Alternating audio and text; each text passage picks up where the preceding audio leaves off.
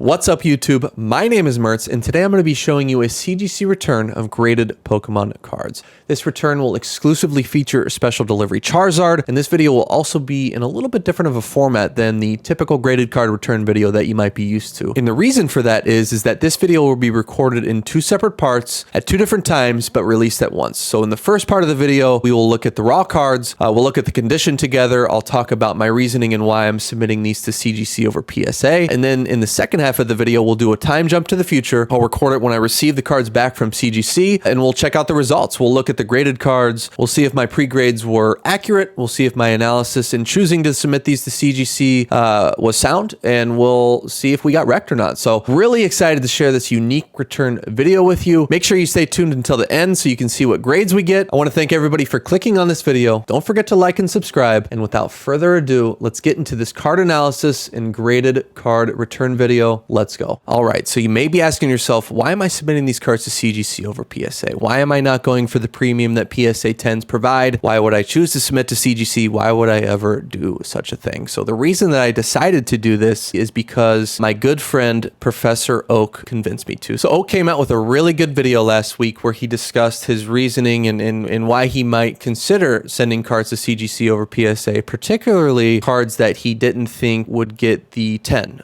So if there's a card that's gem mint and it's right on the line of getting a 10, but it maybe just has centering that's a touch off, or it has a tiny white dot on the back, or it's got a little very minute surface scratch, or it's a gem mint card, but there's one feature of it that you feel would really hurt its chances to get the 10. So in cases like this, does it make sense to submit these cards to CGC and go for the 9.5? So I think special delivery Charizard is a really good case study for this. So it was a really good video, highly recommend it. I'll leave the link to it in the description. I'll leave the link to Professor Oak's YouTube channel in the description. Please subscribe to him. He was my very first YouTube subscriber before I ever released a video. Love you, Professor Oak. Great video. All right, so let's dig into the data here. We'll look at some past sales. We'll look at some price points and see if this reasoning makes sense and see if this is something that we actually want to do. So first off, let's look at the CGC 9.5. So the last 5 CGC 9.5s sold for an average of $168 shipped. So I'm showing you the most recent sale here, the $151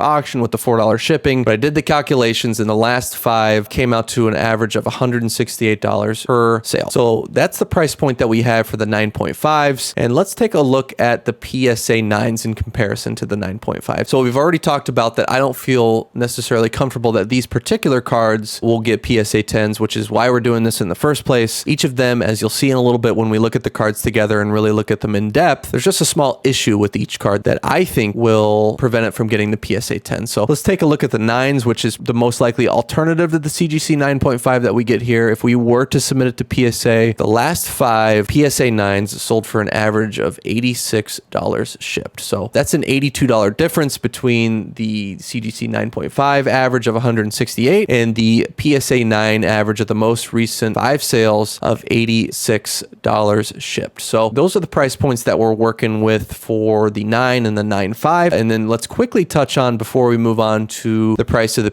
PSA 10, which is the gold standard. Most people are searching for that PSA 10 to get the most bang for their buck. If they have a gem mint card, we take that gamble, we submit to PSA and hopefully get the 10. So the average of the last 5 PSA 10s is about $330 shipped. So this sale right here is $355 including shipping, but I took the average of the last 5 PSA 10s sold and they come out to an average of $330 shipped. So the core of this strategy, the reason why we're doing this is that I'm making a bet that these two cards have, I would say, maybe a 5%, maybe a 10% if we get a lucky grader on getting a PSA 10 and getting that $330 or $300 price point. So we've got a 5% chance at $300, or we've got about a 55 to 60% chance at about 168, 100, let's just call it 150. So that's really the math that's at the core of this strategy and this play that I'm making. Now, if I don't get the PSA 10, if I were to submit to PSA and I get the PSA 9, I wouldn't walk away with nothing. I would still walk away with $75 to $85 in value, assuming that the prices hold at the prices that they are today, which they probably won't, but let's just assume for the sake of argument that the prices are holding. I still wouldn't walk away with nothing, but obviously 86 is significantly lower than 168. So that's the math. That's why we're doing what we're doing. I thought that was a really good point. I actually never considered making this play. I was just planning on submitting them to PSA, taking the gamble, throwing them in at $15 or $18 in the bulk tier. And I really never considered this until I watched Professor Oak's video. And I thought he just made some really good points. And when I watched that video, I just happened to have two perfect case studies that I feel like qualify for a 9.5 and don't qualify for a 10. So that's the reasoning behind what we're doing. And I'm really excited to see the results. So let's take a look at the condition of the cards. I've got two different special delivery Charizards, as you can see right here. We'll take a look at the one on the left first, set this one to the side. I'll take it out of the card saver here and we'll go through it together. First things first with this card, let's take a look at the centering on the front. The centering on the front is not great. So top to bottom centering is off, left to right centering is off a touch. I think left to right it's within the 10 parameters of the 60/40, but I do believe the top to bottom is just not. It's got pretty tough centering top to bottom. So I think that in and of itself, that's just the centering is enough to hold it back from a PSA 10. It's not a guarantee. Centering, I don't think they get a little tool out and measure every exact card. They're looking through these for just a few seconds at a time. They do it by eye, and just looking at this by eye, in my opinion, it doesn't totally pass the sniff test, and I don't want to take that gamble. So that's the first thing that we look at. Let's take a look at the back and check out the condition. The back on this one is extremely clean though. So you can see here, there are no white dots on the back. This is a very gem mint looking card on the back. Centering is actually, I believe, just a little bit better on the back than it is on the front, although the front is more important centering wise. So I think just the centering is something that's going to hold it back. And maybe I underestimated it and was just being conservative. Maybe this does have more like a, I don't know, like a 10 to 12% chance of getting that PSA 10, but I just don't feel 100% confident. So I am going to submit this to CGC. I feel comfortable that this will get the 9.5. You know, I could always get wrecked, get the 8, 8.5, 9. Obviously that's still on the table. There's never no risk. So I'm into these cards for a really low amount. Got the codes for $7 on eBay, brought some Brilliant Stars packs on Pokemon Center along with these special delivery Charizards, sold the Brilliant Stars packs, and now I'm essentially into these cards for $0. So even if that worst case scenario comes and I do end up getting the CGC 8.5 or whatever, and I sell these for $45 or $30, whatever those are going for, still going to make money.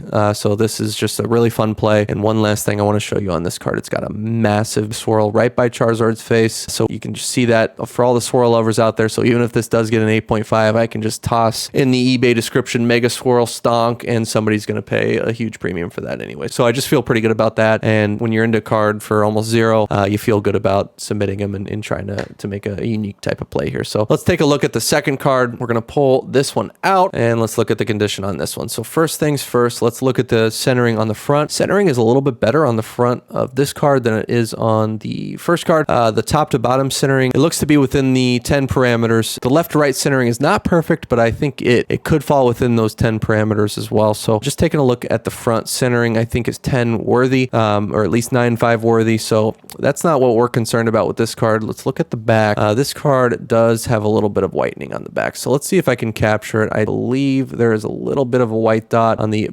bottom left corner here. Put my finger behind it to illustrate that, but there's a little dot on the back bottom corner. And then there's also a little bit of a white dot on the top right corner as well. It's tough to see on camera here, but in looking at this in person, there just are a couple white dots and they're very minor, very factory white dots. It's not, I mean, this is very, very, very close to a PSA 10 and maybe I'm dumb for submitting this to CGC and going for the 9.5, but like I just feel with the better centering on the front, just the very, very minute white dots that can barely be picked up on camera. I feel very comfortable that this is CGC 9.5 worthy. Obviously, like I said with the first one, we could get wrecked and this could get an 8. Obviously, that's the case with anything if you have a grader who's having a bad day, but I feel comfortable with both of these cards getting CGC 9.5s. I feel like that is a good possibility. Like I said earlier on in the video, I think that that's like a 55 to 60% chance conservatively. If I was given truth serum, maybe it's closer to 70. I just feel good about these getting the CGC 9.5s and I don't feel great about them getting the PSA 10s. So that's the reasoning behind this. Really excited to test this strategy out, put it into play. Very, very excited. All right, so that'll do it for the first half of this video. We'll get these grades back in a couple weeks. You, the viewer, are lucky that you'll be able to see the grades in just about 30 seconds. I'll have to wait patiently for the grades to return back from CGC, but really excited to see what grades we get. Hopefully we get 9.5s and our strategy was proven right. So thanks for watching so far. Here comes a transition into the future. See you in 2 weeks. All right, so it's December 8th, 3 weeks since I recorded the first half of this video, and we have our CGC return back in hand. So really excited to open this up and see what grades we got. Hopefully we got the 9.5s that we were shooting for. So really excited to check that out. So a few things have changed since I recorded that first video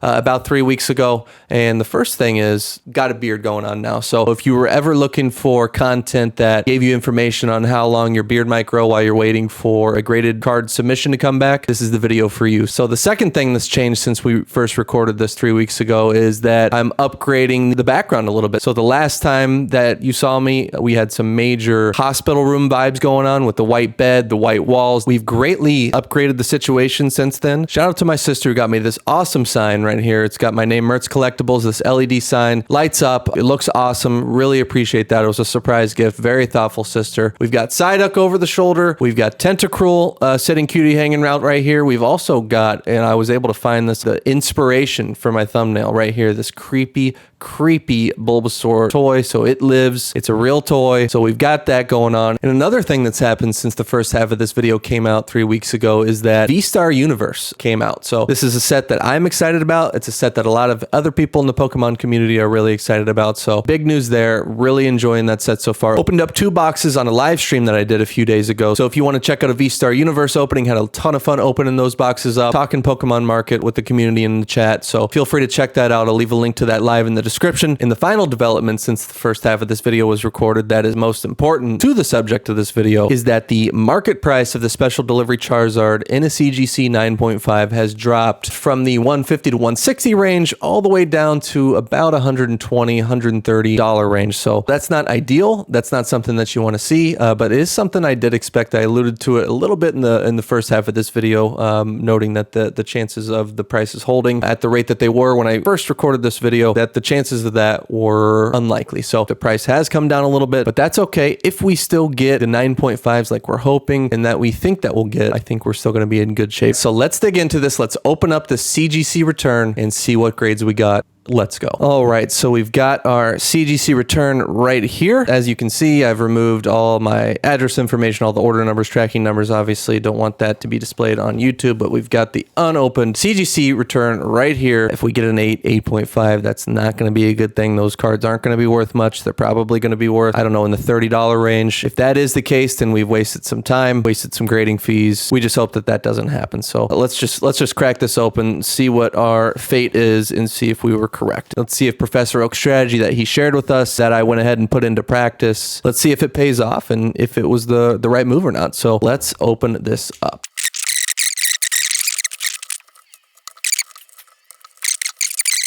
Okay, we've opened the box. We have not revealed the grades yet. We've got our 2 CGC graded special delivery Charizards. Let's bring this up. Let's take a look at the back and see if we can remember which exact card this is before we flip it over. Always a ton of dust on here. Let's get that off here. None of that's on the card. Which one is this? Let me see if I can tell by the back, because I know one back was a little bit cleaner than the other, but the centering was worse. And then the other one had a couple white dots, but the centering was better. So I'm not going to go through it too much because we already looked at the condition of the cards. But let's see what the first grade that we got. We're hoping this is a 9.5. Let's go. Okay, let's go. All right, so that is good news. So we're 1 for 1 so far. That is great news. Got the 9.5. It always feels good to have pre-graded your cards accurately. Very, very pleased to see that get the 9.5. I was a little bit worried that I was going to turn this over and this is going to be an 8.5, and then I was going to get absolutely wrecked and just have to try to explain that away on the video. So we're not going to have to explain it just yet. Still an opportunity to do that here in a second, but really like the CGC cases. They just look great. That was a success. Really pumped about that. So 1 for 1, we got the 9.5 that we wanted. Success. So we got the one 9.5 that we wanted. So let's take a look at the back of this one. Again, not going to spend a ton of time looking at the back because we already looked at that during the first half of this video. I'm really hoping that this is also a 9.5. Okay, so we're going to turn this around. So was my pre-grading fully accurate? Did I miss a white dot? Did I miss a dent? Is this going to be a 7 when I turn it over? Hope to God that this is a 9.5. Let's see. Let's go.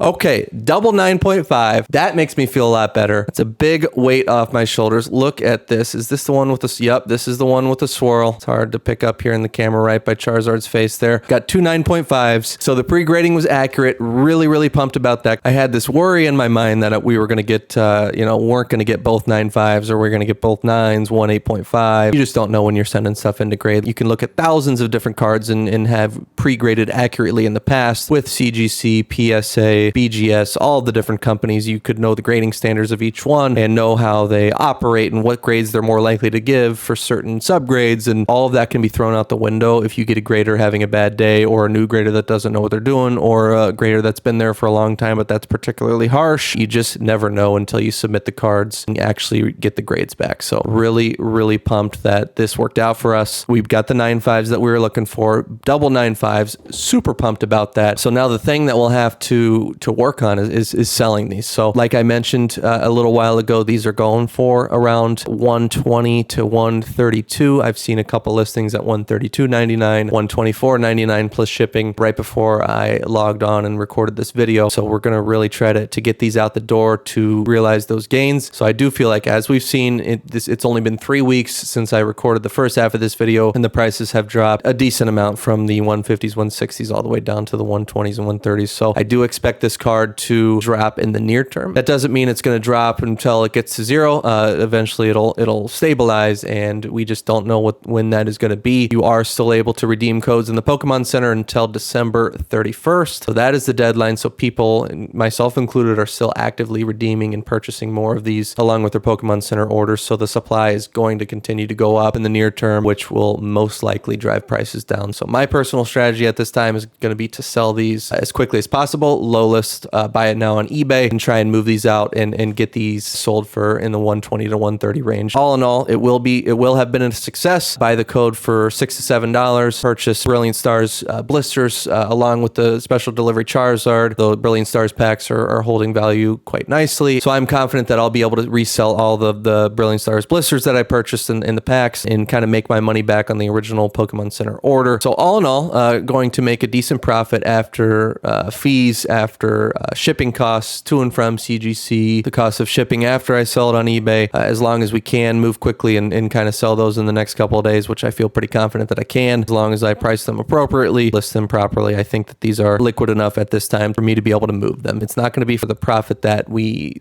originally thought we might get in the 150 to 160 range. Something else to consider when you're making these types of plays and doing the calculations and the profit that you made, something that's not talked about a lot, is that the time that this stuff takes. You don't want to only consider the final number that's spat out at the end, but you also want to consider the time that it took to do this type of thing. It did take a lot of time for me to buy these codes, go on Pokemon Center, get these back in hand. It took a lot of time to source them, to assess the condition, to submit them to CGC. It took a lot of time to do that. So that is something that you also have to consider when doing these types of things. But I really enjoy the process myself. I really had a lot of fun doing this. I like doing all the things that I just mentioned. I like, deciding what grading companies to submit these at. I like learning how to get the codes and learning how to assess the condition and sending them in and getting them back and sharing them with the community and doing everything that I just did with these two cards. I have a lot of fun doing that. So I get a lot of fulfillment and joy out of doing the entire process and engaging with the community and talking about the market and deciding what plays to make and what to do. I like that entire process. I really enjoy it. So it's not a burden, or it's not cumbersome or annoying for me. So if I'm able to do that, have fun along the way, and then at the end also make a profit, that is just something that I just really enjoy doing. And I look forward to doing more things like this in the future. Please don't forget to like and subscribe. I'm just happy that I can finally shave this beard off now that I've recorded this video. So I'm going to go do that right now, but I will catch you in the next one.